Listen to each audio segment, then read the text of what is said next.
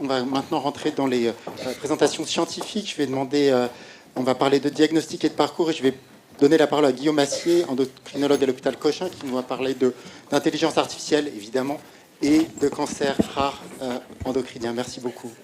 Merci beaucoup. En 10 minutes, toute l'IA. 3 points. De quoi on parle? Diagnostic et parcours de soins, avec un prisme maladie rare, et puis quelques perspectives qui me semblent des éléments de réflexion à partager avec vous. D'abord, donc, l'IA, si on vous dit IA, vous pensez tout de suite tech, ingénierie, informatique. En fait, dans l'IA, effectivement, on entend beaucoup parler de la compétition, ChatGPT, Mistral, etc. Mais nous, en santé, en fait, cette compétition, on s'en fiche complètement pour 99,999% de nos applications. Nous, on a besoin de solutions beaucoup moins abouties, de solutions qui existent, qui tournent très bien. Et donc, finalement, dans le camembert total de la problématique de l'IA en santé, on va dire que la partie data science, c'est maximum 20% d'un projet en IA aujourd'hui. L'essentiel, c'est l'expertise métier, c'est nous, et c'est-à-dire notre capacité à implémenter ces outils dans un environnement complexe, existant, qu'est le soin. Et il faut vraiment le voir comme ça, avec aussi une troisième jambe indissociable, qui est celle qui est éthique, réglementaire, mais aussi de business, c'est-à-dire penser toujours au modèle de financement sur toutes les solutions. Il y a une quatrième jambe qui est en train d'apparaître, qui est totalement sous les radars à mon avis, qui est ce que j'appelle l'automédecine, c'est-à-dire en fait tout le recours aux outils d'IA grand public, entre guillemets, pour distraction, plaisir, amusement, mais qui sont clairement en fait du recours aux soins, enchantant complètement les professionnels de santé à travers des outils d'IA grand public dont le seul but n'est pas de soigner, mais d'attirer l'attention. Voilà. Et ça se développe massivement, et ça a créé, on en a entendu parler pour la santé mentale récemment, des nouveaux enjeux qui sont majeurs. Alors le périmètre de l'IA, moi j'en ai une définition très opérationnelle, agentique entre guillemets, c'est-à-dire c'est un agent de traitement de données massives. Ces données massives, c'est des grandes matrices de nombres. Vous imaginez évidemment derrière ça des images, des données de patients, parce qu'on peut convertir toutes les informations de patients en nombres. Les omics, on en parlera brièvement, et puis les Holter, les mesures continues, la vie réelle. Ce qui est important derrière cette vision des données numériques massives, c'est d'avoir cette espèce de dualité de vie. Traditionnellement, c'était la santé publique qui faisait ces grands recueils de données et qui développait les statistiques. La nouveauté, c'est l'approche omique, c'est-à-dire qu'en gros, sur un individu, on va avoir énormément d'informations chiffrées qui vont correspondre à une nouvelle lecture, à la transposition à l'ère de l'IA, de la relation médecin-malade, on va dire. En gros, le docteur avec son patient. Aujourd'hui, un médecin voit, ou un humain soignant voit un patient, mais il voit aussi une énorme matrice derrière, qui est vraiment la nouveauté, on va dire, à l'ère de l'IA et de la médecine personnalisée. Les agents de traitement, donc comment ils font? Eh bien, il y a deux grandes sortes de traitements. Il y a tout ce qui est de l'ordre de l'IA symbolique, c'est-à-dire, en gros, c'est l'établissement de solutions de traitement de l'information qui sont totalement a priori sans recourir aux données. On établit des règles pour traiter l'information, et ces règles peuvent être assez poussées avec des moteurs d'inférence, bref, aller assez loin. Et on va dire que la programmation de règles de traitement, c'est la forme la plus simpliste de l'IA symbolique, et ça reste le squelette, la colonne vertébrale de tout ce qu'on fait, de toute façon. Et donc ça, il ne faut pas du tout le mettre aux oubliettes. Et puis après, donc, il y a le grand champ du machine learning, c'est-à-dire, en gros, utiliser les données pour mettre au point des agents de traitement. Et il y a deux grands types d'approches, l'approche non supervisée et l'approche supervisée. L'approche non supervisée vise à explorer la structure. En gros, est-ce que parmi nos grandes matrices d'individus, par exemple, est-ce qu'il y en a qui se ressemblent ou pas? Est-ce qu'il y en a qui vont ensemble? Voilà. Et ça, c'est des classifications. Par exemple, là, sur les tumeurs rares des surrénales, ou à l'Institut Cochin où je travaille, voilà, on fait ces classifications. Ça nous donne des informations extrêmement importantes. Et puis après, le gros des troupes, en gros, et dont on entend parler souvent, le plus souvent, c'est l'analyse supervisée, c'est-à-dire arriver avec des grands jeux de données qui associent des observations avec un résultat attendu pour chaque observation. Le Y, c'est le résultat attendu, et le X, c'est l'observation. Et donc, sur ce machine learning supervisé, il y a la modélisation statistique qui est de très loin l'outil le plus utilisé. C'est archi simple au début, et ça peut aller très loin en complexité. C'est hyper performant, c'est explicable, c'est frugal. Bref, tant qu'on peut, on fait ça. Et puis après, il y a le deep learning, c'est-à-dire les réseaux de neurones dont on parle beaucoup, qui font rêver. Alors, il y a plein de mots-clés que j'ai mis là. Je vais attirer votre attention juste sur le modèle, c'est-à-dire qu'en gros, vous avez des neurones, entre guillemets, c'est-à-dire qu'en gros, des couches de cellules. Ces cellules ont des poids. Ces poids, si le neurone est actif, on transmet son poids. S'il n'est pas actif, on ne transmet pas le poids. Le neurone suivant fait la somme. Si c'est au-dessus d'un certain seuil, il déclenche. D'accord ? Et donc, vous avez des réseaux avec dans chaque neurone, dans chaque connexion des poids. Ces poids, c'est donc des grandes matrices de nombres. Et un modèle comme ChatGPT, c'est une grande matrice de nombres qui correspond au poids du modèle. Voilà. Donc vous pouvez télécharger ChatGPT avec une matrice de nombres et ça va vous reproduire ce que ChatGPT a appris. D'accord ? Ça, c'est la première notion vraiment importante.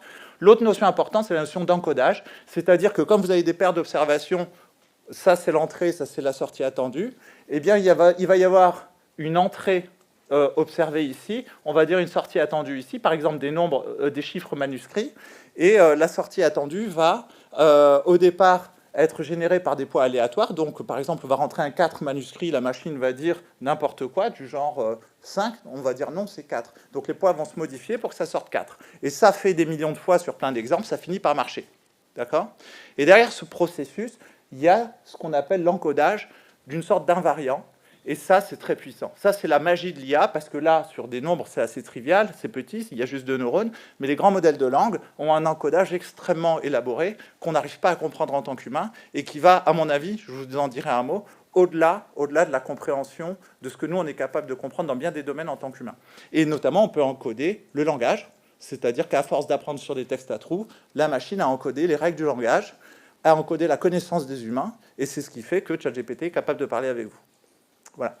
Et il y a d'autres technologies comme la convolution, etc., qui permettent tout un nombre de champs applicatifs en santé, comme la computer vision, c'est-à-dire le traitement de l'image, évidemment en radio, en anapath, mais aussi en endoscopie, par exemple. C'est-à-dire qu'aujourd'hui, on peut avoir des solutions qui vont détecter automatiquement.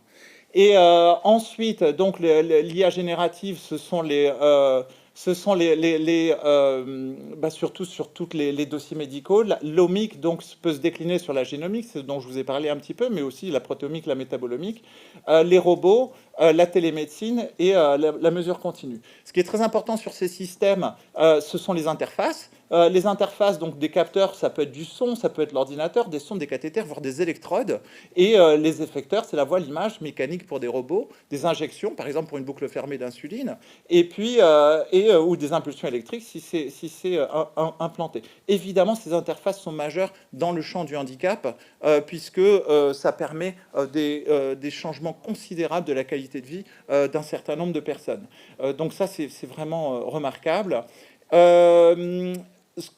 Sur la partie technico-réglementaire, il y a vraiment un certain nombre de points minimum que tout soignant doit connaître. Notamment, il faut informer les patients, on doit informer que de l'IA est utilisée, un patient a le droit de dire non, et il y a des niveaux de risque, et tout ce qui est santé, c'est facile, c'est au plus haut niveau de risque. Ça, c'est la loi européenne. Et je pense qu'il y a un autre élément à dire, c'est l'égalité des soins. Là, c'est vraiment challengé avec l'IA. Vous savez qu'on est dans un système social de santé, donc tout le monde doit avoir accès. Et c'est pas évident quand on a des solutions qui partent de partout et qui sont en dehors du champ, on va dire, de la régulation. Juste très rapidement, parcours de soins et diagnostic. Donc là, sous un prisme maladie rare, je vais vous dire un mot de la détection et du diagnostic. Il y a plusieurs aspects, à mon avis, à l'ère de l'IA qui sont importants. D'abord, c'est est-ce qu'il faut screener les populations ? Ça, c'est une vraie question et c'est pas trivial.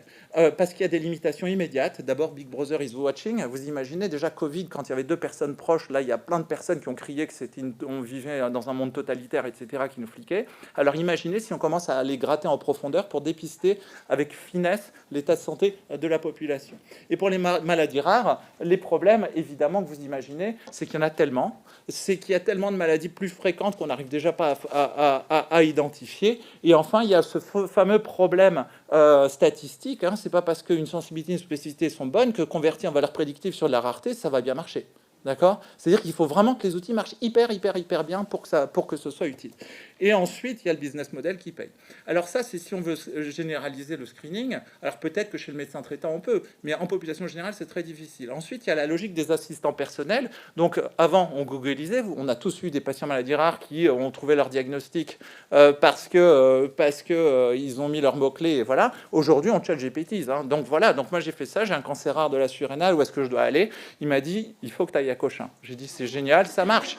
Et après, j'ai reposé la question. Il m'a dit, il faut que tu ailles à Gustave Roussy ou à Curie. Là, c'était un peu moins arrangeant pour moi, d'abord parce que c'est nos compétiteurs amicalement, entre guillemets. Mais l'autre chose, c'est que Curie, c'est carrément une connerie. Et donc la vraie question, c'est que Agnès nous a montré tout à l'heure les efforts des réseaux maladies rares pour s'organiser. Là, ChatGPT, il chante ça complètement. On n'a aucun pouvoir sur l'information qui est donnée. Aucun. Voilà. Donc, à part apparaître sur Internet pour que les modèles avalent éventuellement l'information. Mais aujourd'hui, il n'y a pas de stratégie pour que l'information décidée par les gouvernements ou les institutions soit mise en avant. Ensuite, la dernière limitation, évidemment, c'est l'automédecine, où très vite, on va tomber dans le charlatanisme, c'est-à-dire on sort de toute régulation et de tout contrôle. Il y a un danger historique, classique, voilà, où il faut faire très attention. Je vais finir juste très rapidement avec toutes les étapes du parcours de soins, en vous disant qu'il y a partout, aujourd'hui sur les dossiers médicaux, sur l'interface avec les patients, pour l'aide au diagnostic, pour la chirurgie, pour les omiques, on en a parlé un petit peu, pour la décision. Je vous dirai 2 mots sur le suivi et la recherche, mais surtout, on est capable de modéliser les parcours. C'est-à-dire qu'en gros, on peut faire apprendre à des machines, je vous ai dit le langage, mais on peut faire apprendre des parcours, on peut faire apprendre des diagnostics, on peut faire apprendre tout ce qu'on veut. Et donc ça devient remarquablement intéressant pour l'orientation des maladies. Dans le follow-up, les nouveautés, c'est la vie réelle. C'est-à-dire que sortir des essais thérapeutiques qui sont artificiels et passer en vie réelle, c'est vraiment l'avenir du système de soins. Et puis sur la recherche, je vous ai dit encodage du texte. Vous savez qu'on peut encoder le son, faire de la musique, encoder la vidéo, on peut faire des vidéos. Mais on peut encoder le génome aussi. C'est-à-dire qu'à TCG, vous enlevez une base, vous lui dites, devine quelle base j'ai enlevée. Et à force de milliards et de milliards d'essais, ça y est, c'est fait. Les machines sont capables d'avoir la représentation latente de la réalité de Dieu, entre guillemets, de la vérité de la génétique. Voilà, les machines en sont là, on n'est pas capable, nous, de comprendre, les machines ont encodé ça. Et ça a été utilisé déjà pour interpréter les variants, ça va aller assez vite. Et donc ça, c'est le futur de la recherche. Les machines sont au-dessus de nous de ce qu'on peut comprendre, et on va s'en servir pour essayer qu'elles nous expliquent. Voilà. Et sur la génétique notamment, ça pose pas mal de questions. 2 perspectives. Techniquement, les outils d'IA peuvent nous remplacer, et ils finissent par le faire.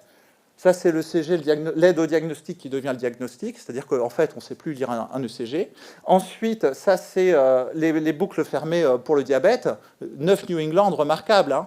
Donc, c'est génial, c'est un progrès. Et quel est le progrès pour l'endocrinologue? C'est que surtout, maintenant, il ne touche plus aux doses d'insuline. Est-ce qu'on nous a demandé notre avis? Non. Et est-ce que ça s'est fait? Oui. Pourquoi? Parce que c'est un progrès et parce que c'est soutenable financièrement. Ça change notre métier un petit peu. Voilà, ça, je pense que c'est l'évolution de l'IA en santé globalement. Et ça, c'est très important. Un monsieur qui veut des gros muscles, qu'est-ce qu'il fait? S'il venait me voir, voilà, ce qu'il a fait, en fait, je le fais bref, ChatGPT, il a acheté en ligne, il s'est fait livrer en 48 heures. D'abord des androgènes, puis de la Rimidex, parce qu'il voulait booster. Et il est revenu me voir quand il avait une gynécomastie bilatérale. Donc moi, je suis là, endocrino à Cochin, voilà. Et donc, je suis dans ce système-là. Moi, je suis dans l'autre système, c'est-à-dire qu'il aurait été voir son médecin traitant, qui lui aurait dit, ah, il faut aller voir le spécialiste, qui aurait demandé les recos, qui aurait demandé à la Sécu si c'est remboursable. Le médicament, l'androgène, aurait été testé en qualité avec des... Voilà, chaîne basée sur quoi? Sur la qualité, c'est ce que nous sommes. En face, il y a un système basé sur l'usage. Appréciation 5 étoiles. Voilà, il y en a un qui coûte 1 million, 1 milliard de fois moins cher que l'autre. Et il faut bien réfléchir à ça parce que les 2 systèmes sont en compétition et on est en train de se faire bouffer par le système basé sur la qualité de l'usage. Voilà, qui est mondial. Hein. On ne peut pas être pour ou contre parce que ça se développe à l'échelle du monde. Et voilà, l'empathie se développe aussi. Sur l'accompagnement, l'interdisciplinarité, vous avez compris, c'est la clé. Il faut qu'on chacun aille un peu dans le champ de l'autre, c'est-à-dire pour les soignants, faire un peu de maths et un peu de réglementaire. Et puis, évidemment, pareil pour les autres. On propose des formations pour ça. Je milite là-dessus. Je pense qu'une façon de gérer ça, c'est, vous savez, si on voit une question de soins comme d'un point de vue data, en fait, traditionnellement, le professionnel de santé processe cette donnée et va prodiguer un soin. Aujourd'hui, l'IA le fait. officiellement en rando aux professionnels, mais en fait de plus en plus directement. Je pense que la clé, elle est sur l'interface, c'est-à-dire qu'aujourd'hui, on peut envisager que des professionnels de l'interface soient associés à chaque développement, comme un prestataire de pompe à insuline se charge de l'interface de la pompe et qui plus est de la boucle fermée, entre le patient et l'outil, et entre le médecin et l'outil. Et ces interfaces-là nous permettraient qu'on se focalise, nous, sur notre métier, qui est le soin, simplement qu'on s'habitue à travailler avec des opérateurs d'interface. Et ça permettrait de créer pas mal de nouveaux métiers, et il faudrait que ce soit institutionnalisé pour que ce ne soit pas trop le désordre. Et voilà, donc en conclusion, sur les maladies rares, on bénéficie vraiment du progrès dans l'IA. Sur les maladies rares, je pense que la représentation omique est en train de révolutionner la prise en charge des maladies rares, notamment parce qu'il y a cette représentation multimodale, grande dimension, qui permet de modéliser des parcours. Et donc, il y a le concept de transfert, c'est-à-dire ce qu'on sait sur d'autres maladies, on peut le transférer, on peut réadresser des médicaments qui existent pour une pathologie dans une autre pathologie parce que ça se ressemble. Et comme il n'y a pas les effectifs pour faire le job classique randomized control trial en maladies rares, ces technos sont vraiment innovantes et apportent un progrès énorme. Sur le dépistage, je pense que c'est assez complexe et qu'il va falloir l'implémenter. Voilà, sinon l'IA, ce n'est pas un choix, ce n'est pas planifiable, il faut être prêt. Et la vision holistique, elle est essentielle. Parce que moi, je crois en l'humanité. L'humanité du soin, pour moi, ce n'est pas dissociable de la technique, c'est-à-dire savoir soigner, et donc pas s'être trop bouffé par les machines. Donc, il faut bien réfléchir tout en intégrant le progrès, et puis avoir cette vision holistique du docteur qui veut dire l'expérience aussi. Et à ce titre seulement, on a le droit après de considérer l'humanité, c'est-à-dire que si on est nul, on ne peut pas être humain. Et l'avènement des machines sur toute la partie technique pose un vrai sujet à ce titre. J'arrête. Tu as parlé très vite de beaucoup de choses. On a quand même le temps pour une ou deux questions, parce que c'est quand même un sujet extrêmement important. Merci. Moi, je pense qu'il faudrait plutôt voir aussi, merci, hein, c'était brillant. En fait, les failles du système médical actuel, on s'en rend compte, c'est, par exemple, moi je suis interniste et je vois bien qu'aux urgences, par exemple, ils n'ont pas le temps d'examiner, c'est le manque d'examen clinique, par exemple. On déshabille un petit peu moins les malades, et ça, c'est lié voilà, à un déficit du personnel médical. Et là, on voit bien que le public a des avantages à aller justement regarder avec l'analyse de photos par ChatGPT ou l'analyse de radio. Moi, je suis rhumatologue et ça devient difficile d'avoir des interprétations de radio standard de qualité. Et je dois vous dire que quand vous demandez à l'intelligence artificielle, eh ben c'est souvent bien meilleur que le radiologue qui n'a pas interprété. Et d'ailleurs, il dit « j'ai pas le temps d'interpréter la radiographie parce que là, j'ai fait une IRM, etc. » Donc, on voit bien que certains patients arrivent à avoir des diagnostics qui ne sont pas faits par leur médecin. Donc, comment essayer de faire un peu de l'éducation sur ce plan-là, ou justement de pouvoir en faire un partenaire de ce qu'on n'arrive plus à faire? Alors, on va essayer d'avoir une réponse courte. Ouais, réponse courte, ça va décanter, à mon avis. C'est-à-dire que ce qui marche bien va monter. Mais il faut voir, je pense, l'élément clé, c'est de voir que le développement de l'IA est mondial. C'est-à-dire que ce n'est pas national. Et nous, les revendications qu'on a sociétales, voilà, elles sont toutes nationales, je dirais presque au pire, européennes idéalement. Mais on n'est pas maître de ce qui se passe. Voilà. Et donc, par rapport à ça, il faut être, de mon point de vue, très pragmatique et optimisé avec ce qui se passe de toute façon en dehors de notre contrôle. Et il y a des très belles choses à faire et évidemment, la face inverse, des risques. Merci beaucoup. Une dernière question, une toute petite dernière. Alors, rapide, question courte, réponse courte. Où est-ce qu'on peut s'inscrire pour faire une formation avec vous? Nous, on est à la 7e année cette année du DUIA Santé et on propose cette vision interdisciplinaire justement pour former à la gestion de projet. Ouais, DUIA Santé. Super, merci beaucoup, merci encore pour cette présentation.